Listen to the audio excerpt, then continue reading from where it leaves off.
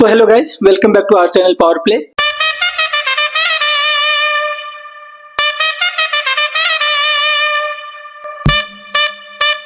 तो सबसे पहले हम बात कर लेते हैं कल हुए मैच एलएसजी और एसआरएच के बीच में। भाई साहब क्या मैच रहा है, क्या मैच रहा है। पहले तो मैं जो पिछले वीडियो में हम लोग एलएसजी की बुराई कर रहे थे और एसआरएच को डेथ 11 बता रहे थे कि उसके सामने अगर एलएसजी 2 मिनट भी टिक जाती है तो एलएसजी के लिए बड़ी बात है। सबसे पहले तो उससे भी पहले मैं बात कर लेता हूँ कि भाई मैं तो हाथ जोड़ के माफी मांगता हूँ जो मैंने कहा था कि भाई तुम टॉस जीत के पहले बैटिंग कर लेना, अदरवाइज तुम 300 नहीं बचा पाओगे अगर तुम बॉलिंग करोगे तो। लेकिन जो पंत ने डिसीजन लिया, उसने अपनी बैटिंग लाइनअप को बैकअप किया ये कह के कि मैं भाई बैटिंग पे अपने स्ट्रॉन्ग बिलीव करता हूँ। मुझे लगता है कि बैटिंग लाइनअप जो है वो किसी भी स्कोर को चेस कर सकती है। तो आप किस तरीके से देखते हो।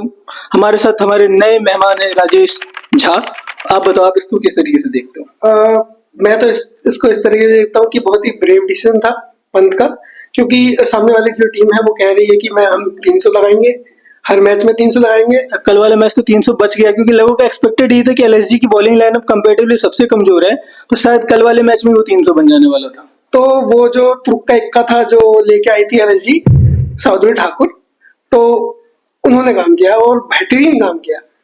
शार्दुल ठाकुर का लास्ट मिनट में एलएसजी को ज्वाइन करना, पहले तो भाई एलएसजी मैनेजर, पहले तो ऑक्शन टेबल पे शार्दुल ठाकुर को का ना बिकना वो एक सबसे बड़ी बात थी। उसके बाद मोशीन खान का इंजर्ड होने के बाद शार्दुल ठाकुर का आईपीएल स्टार्ट होने से जस्ट 2 दिन पहले, 1 दिन पहले कंफर्म होना कि वो आईपीएल में खेलेंगे एलएसजी के लिए पहले मैच में। और शार्दुल ठाकुर अपनी जो मेन कहानी है ना, द लॉर्ड शार्दुल ठाकुर जो हमारे, वो अपनी मेन कहानी जो है कि वो उनका इस तरीके का इतिहास रहा है कि 1 ओवर में 2 विकेट लेना तो उनके लिए सबसे नॉर्मल बात है। उनका ये रहा है हमेशा से कि एक विकेट टेकर है और मतलब मिरेकल करते हैं। जब भी आते हैं उनके हाथ में अगर बॉल हो या बैट हो कुछ भी हो, वो एक मतलब डिलीवर करते ही करते हैं हमेशा से। अब पहले ओवर में अभिषेक को और ईशान किशन को दोनों को आउट कर देना, मतलब आधी एसआरएच तो उन्होंने ऐसे ही खत्म कर दिया था। बिल्कुल।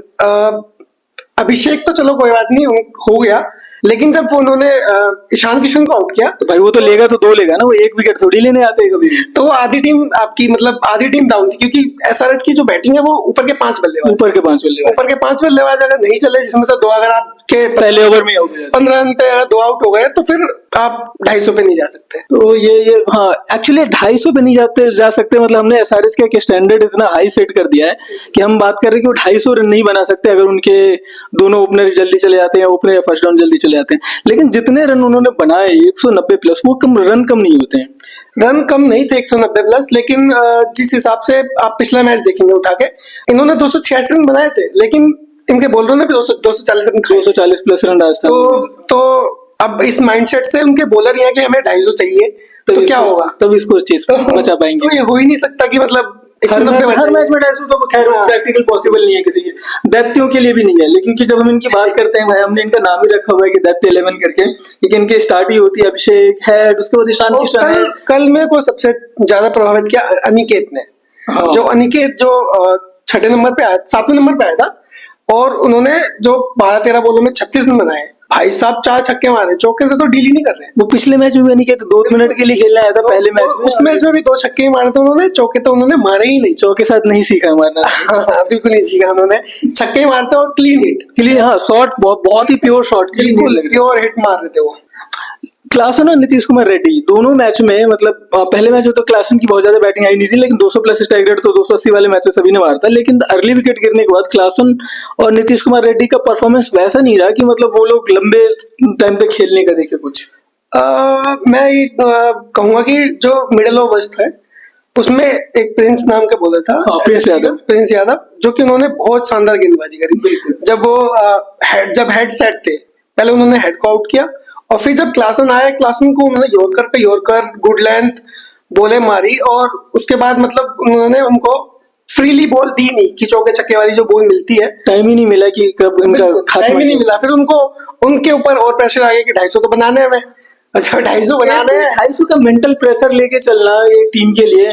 एक तो भाई काव्या मैडम के लिए बुरा लग रहा था कल, ये काव्या मैडम और गोयनका जी के बीच में अगर काव्या मैडम की हार हो रही है, गोयनका की जीत हो रही है, तो ये तो मतलब समाज के तौर पे हम हार रहे हैं यहाँ पे।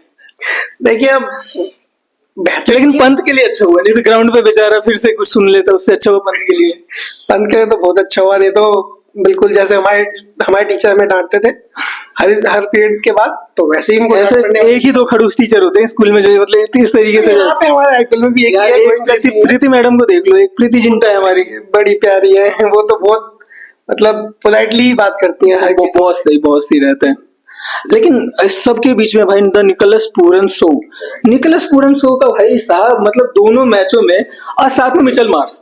हम निकोलस पूरन की बात हमने पिछले वीडियो में भी किया था, लेकिन जो निकोलस पूरन के साथ में मिचेल मार्श ने दोनों मैच में बैटिंग किया है। ओपनिंग आता है बंदा, मार्करम जल्दी आउट हुआ है दोनों मैच में, लेकिन बाद में निकोलस और इसने मिलके मतलब वो 13, 14, 15 की रन रेट से क्रिकेट खेल रहे हैं। निकोलस पूरन की मैं बात करूंगा, भाई साहब उन्होंने पिछले 1.5 साल में 2 साल में दुनिया की T20 लीग में सबसे ज्यादा छक्के मारे हुए हैं। सही बात है। और पिछले आईपीएल 2024 में इस आईपीएल के सबसे ज्यादा छक्के निकोलस पूरन, अभी तक इसके आईपीएल में पूरन के ही सबसे ज्यादा छक्के हैं, और मैं देख रहा हूँ कि यही सबसे ज्यादा छक्के मारेंगे। अभी तो ऑरेंज कैप भी इसी के पास है।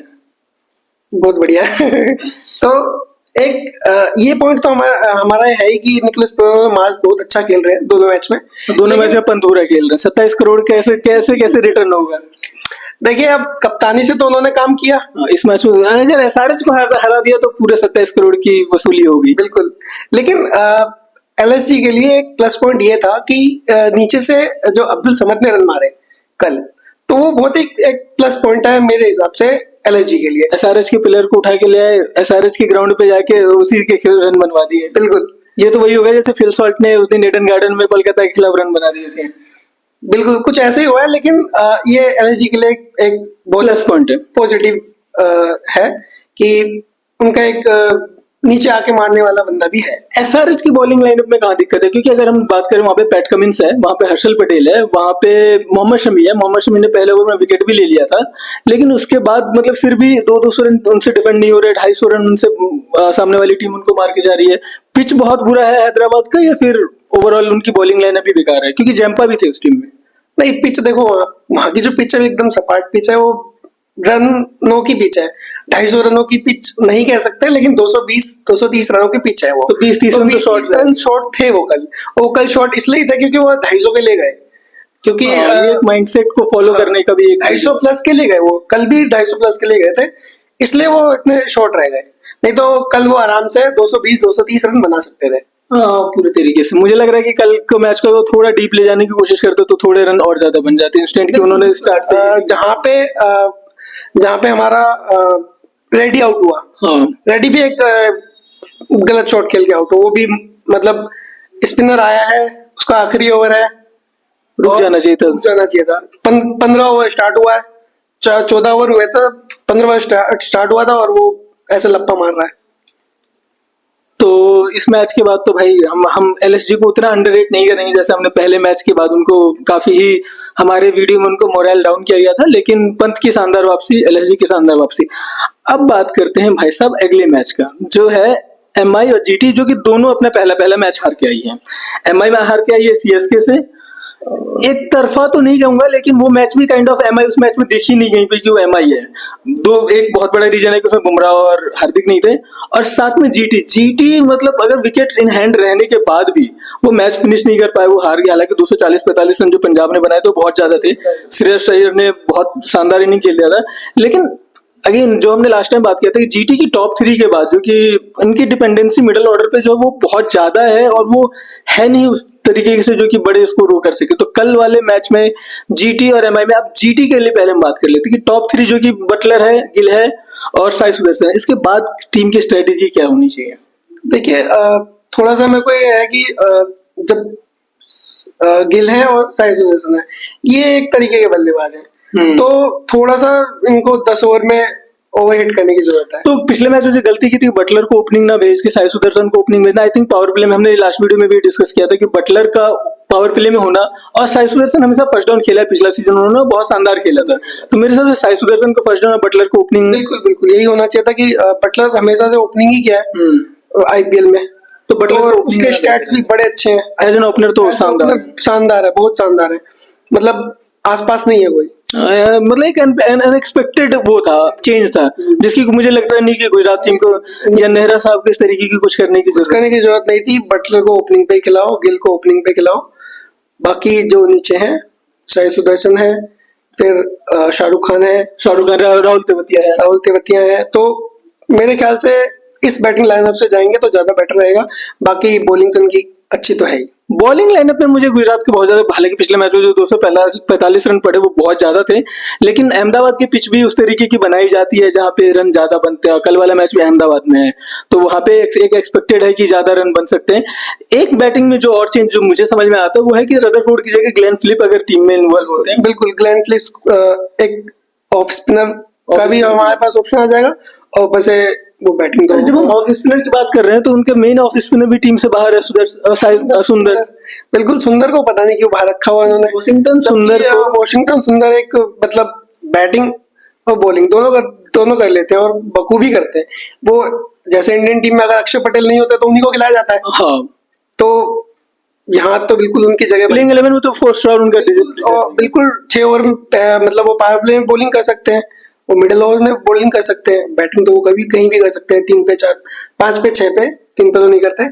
5 पे 6 पे 4 नंबर के नीचे उनकी बैटिंग कहीं भी आ सकती है, कहीं भी आ सकते हो, कहीं भी कर सकते हो, परफॉर्म करते हैं वो। और अब एमआई की बात कर लेते हैं। पहला मैच हम एमआई के अब so called hero Rohit Sharma जो कि सब्स्टिट्यूट प्लेयर की तरीके से आने लगे हैं टीम में। मतलब एक इतने लेजेंडरी प्लेयर को तो एमआई सब्स्टिट्यूट की तरीके से यूज करती है। क्या ये एमआई टीम को मतलब उनकी स्ट्रेटेजी किस तरीके से है? रोहित शर्मा को लेकर उनका कुछ स्ट्रेटेजी है या फिर नहीं है? रोहित शर्मा को लेकर के देखो, उनका तो रोहित शर्मा को तो खिलाएंगे, चाहे वो कैसे भी खिलाएं, या सब्स्टिट्यूट करके खिलाएं या फिर कैसे भी खिलाएं, रोहित शर्मा बैटिंग करने ओपनिंग पर तो आएंगे ही आएंगे। तो नहीं, मेरा पॉइंट ये है कि जैसे हम आईपीएल की बात करते हैं तो 3 बड़े चेहरे जो समझ में आते हैं, विराट कोहली, महेंद्र सिंह धोनी और फिर रोहित शर्मा। रोहित शर्मा 5 बार आईपीएल विजेता रहे हैं एज ए कैप्टन और 6 बार टोटल एज ए प्लेयर। लेकिन अभी रिसेंट टाइम में, पिछले साल से इस साल में, जैसे रोहित शर्मा को टीम में एक सब्स्टिट्यूट, पिछले साल भी हमने देखा कि उनकी जगह मतलब फील्डर ले आते हैं, बॉलर ले आते हैं, सब्स्टिट्यूट बैटिंग करके खत्म हो जाता है। क्या टीम में कॉन्ट्रीब्यूशन लेवल पर रोहित शर्मा का सिर्फ एक बैटिंग भर का ही कॉन्ट्रीब्यूशन है? देखियो, रोहित शर्मा जो है वो, अब मेरे को नहीं पता क्या करना चाहते हैं वो इस टीम के साथ, या उनका मन है भी या नहीं, क्योंकि पिछले साल जो हुआ वो सबको पता है कि किस तरीके से टीम मैनेजमेंट ने कैप्टनसी चेंज की, उसके बाद टीम का जो मोरल जो डाउन था पिछले साल, वो क्यों था, किस लिए था, उसके लिए तो हम बात नहीं करें तो अच्छा है, क्योंकि फिर वो बात अरे नहीं, बिल्कुल बात कर सकते हैं, क्योंकि इस मैच में जो वापस आ रहे हैं वो है हार्दिक पांड्या।